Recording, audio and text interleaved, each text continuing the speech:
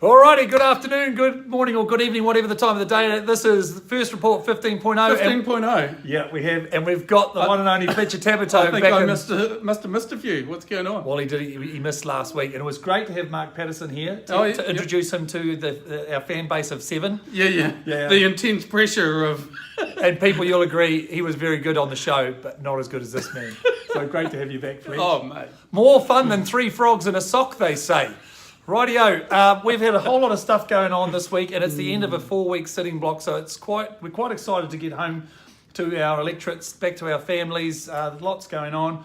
This week started off with a bit of a rumble over the limo gate, which Derek Ball so succinctly put through in the general debate. Yeah, I tried to watch the video this morning, but I heard it was very contentious. Yeah. Well, the whole thing's a bit of a fiasco, really. I think we're going to find out that one of the National Party members have leaked it because nobody else has got access, you know? Yeah, and to what end, right? Because the information's coming out... Anyway, 3 days Well, it's come out. They've released it early. Yeah. But it was going to come out next week anyway. Those nefarious news hub reporters. It does sound like a national person, doesn't it, right? There's no point to it whatsoever. Absolutely. Rightio, the other thing that's really important, that actually some real news now, is as of yesterday, the Overseas Investment Bill is in place, which means, Fletcher, what? Well, in essence, Kiwi homes are now pretty much Kiwi homes, right? So off the table for overseas speculators? Yeah, I mean, that's been our fundamental argument for years, right? Don't make Kiwi homes a tool for foreign investment. They need to be about Kiwis and about living in good, affordable homes. So that happened last night, and congratulations to Minister Parker for leading that through the House. A great job. Yeah. You know, look, we've also seen the Kiwi dollar drop. Some of the commentariat are saying that this is not a good thing. What does it actually mean for Kiwis having a lower Kiwi dollar? I can't believe those headlines. A low Kiwi dollar is actually something we've been aiming for a long time. It's been slightly, I'm going to say artificially overinflated. It's hard to give reasons why.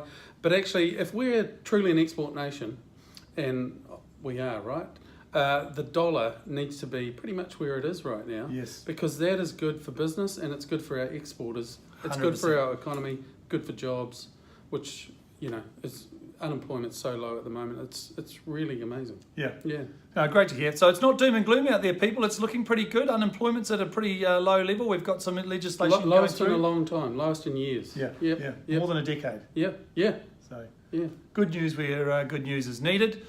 Now, the other thing is we've got the NATE bill. Now, some people don't know what NATE is, and I have to be honest, about 6 months ago, I didn't know what NATE was either. Yeah, but we've been working with some good friends on this very idea for quite a long time. It's something that should have,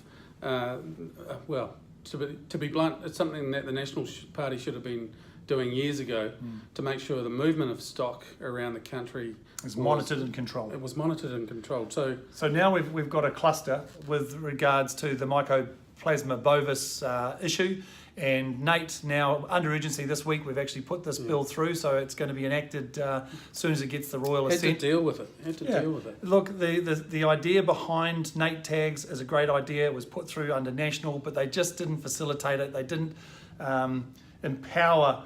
It was an idea that was really toothless. Right? It seemed that way. And so there was lots of movement of stock across the islands, across farms, that just wasn't being tracked, right? So now we've got the teeth in it. Yeah. Well, we're now getting to a point where we've got one opportunity.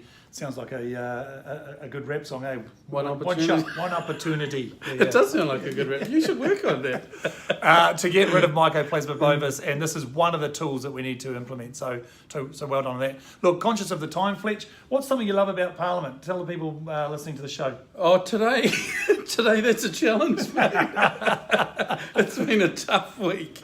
But look, I'm going to be controversial and say, as with most jobs, it's the good people you get to know. And so Chris Bishop?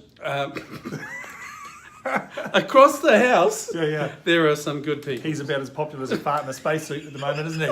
Yeah. He's going down like a lead balloon at the moment. Anyway. What about something you like, mate? Now, what about something I don't like? Oh, okay. Let's go the opposite. Yeah. You know what I really don't like is political correctness. I get sick to the back teeth of people saying things that they think they must say in order to not get a headline. I have to be honest, it does my head in. I'd love to get back to a point where you could just actually say what you mean, and then rather mucking around and pussyfooting with some of the ideas. I'm just not going to agree with you on the C word, though. No. There's some things that you shouldn't say in public. Alrighty-o. Well, thanks for tuning in to First Report 15.0. Great to have you back on the show, mate. Good to be back, mate. And we'll be back in a flash with next week's exciting episode. See you later, everyone. See ya.